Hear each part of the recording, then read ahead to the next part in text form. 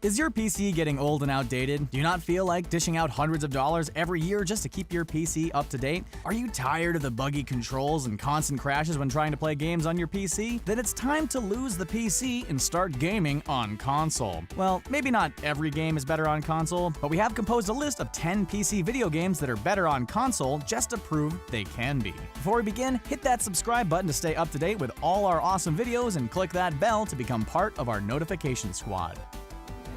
LA Noire. This Rockstar game was a highly ambitious project. Released in May 2011 for Xbox 360 and PS3 and November 2011 for PC, LA Noire is a neo-noir action-adventure game set in Los Angeles in the year 1947. You play as an LAPD officer trying to solve cases across 5 divisions. From searching for clues to drawing hilarious sketches, there is so much to do in LA Noire. The reason the console version is better than the PC version is because the PC port of the game is downright awful. The PC port was ridiculously laggy, had a tremendous amount of bugs, and was, well, pretty much inferior to the console version in every way you could think of. The character models look completely different. Everyone looks like they are shiny mannequins. It's way creepier than it sounds. Even if your PC can handle modern games on max settings with ultra graphics and 120 frames per second, it's still gonna run this game like poop. The game was an absolute hit on both Xbox 360 and PS3, but didn't perform nearly as well on PC because this port was just bad. Many users even report the game being so laggy it's unplayable for them. Hey guys, we are very excited to announce the Premium Network. The Premium gets you early access to videos from The Richest, Screen Rant, The Taco, The Sportster, The Things, and many other great channels. Literally thousands of videos in one place with ad-free browsing. Check out the Premium by clicking this link. Sign up for free and start binge-watching videos from your favorite channels. Final Fantasy VII.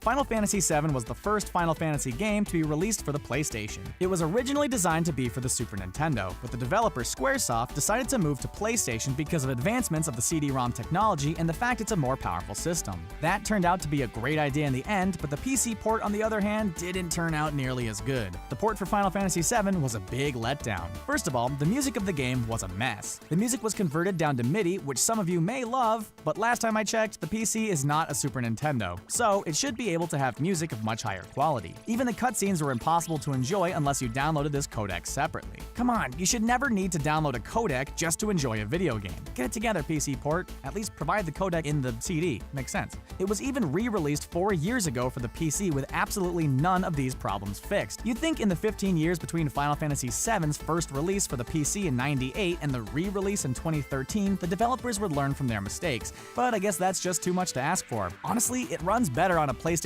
emulator than it does for the actual release. So buy the release, then just play the emulator. You'll be good.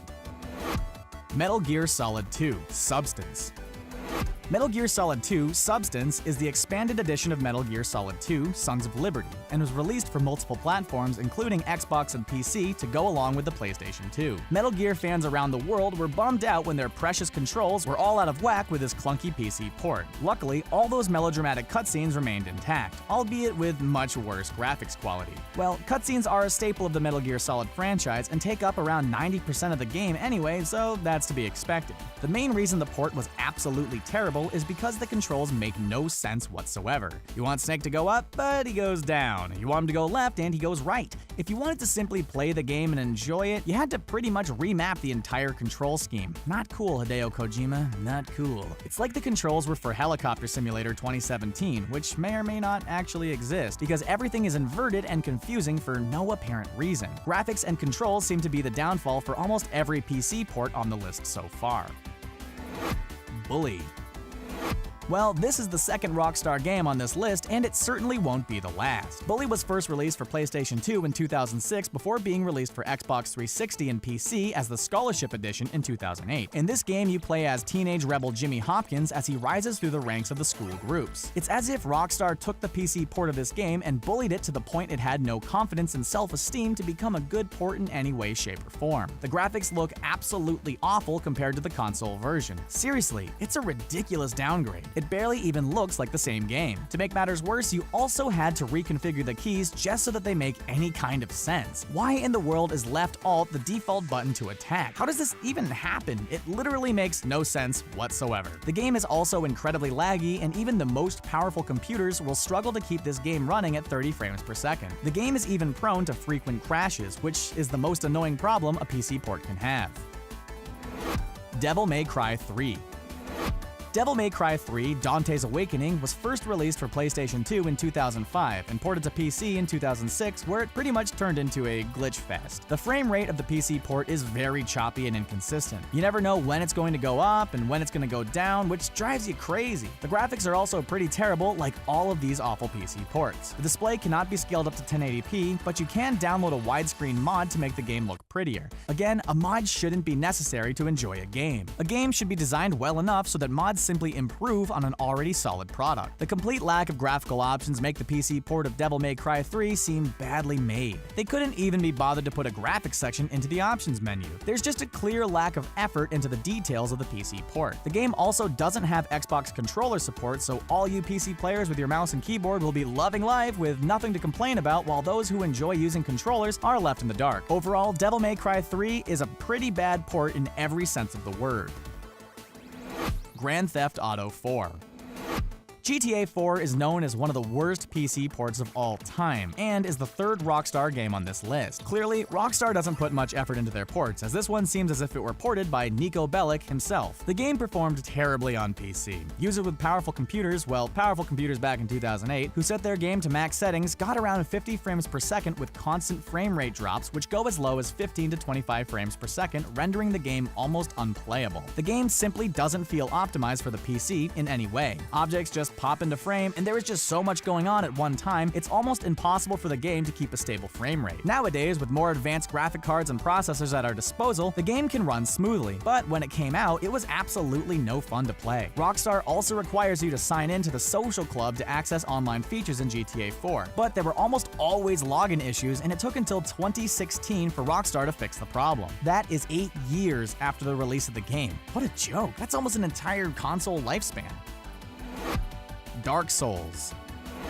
As if this game isn't hard enough already on console, playing it on the PC makes it even tougher. Dark Souls was released for PlayStation 3 and Xbox 360 in 2011 and was ported to PC in 2012. It's known as one of the most difficult games of all time, and is made even more difficult by using a mouse and keyboard. To put it bluntly, the PC port of Dark Souls is not very good. The game was limited to 30 frames per second even if you had a computer capable of getting a higher frame rate. There is a way to dig into the files and set the game to 60 frames per second, but it increases the chance of glitching and falling through the map. That doesn't really seem to be worth it. To make matters worse, the mouse and keyboard controls are just terrible. The game pretty much requires you to use an Xbox controller to be able to complete the game. Those loyal mouse and keyboard users were very frustrated when they couldn't play the game the way they wanted. Even the resolution was unchangeable. There was a lot Dark Souls got wrong with this PC port, but the next two releases were much improved ports, so the developer seems to have learned their lesson.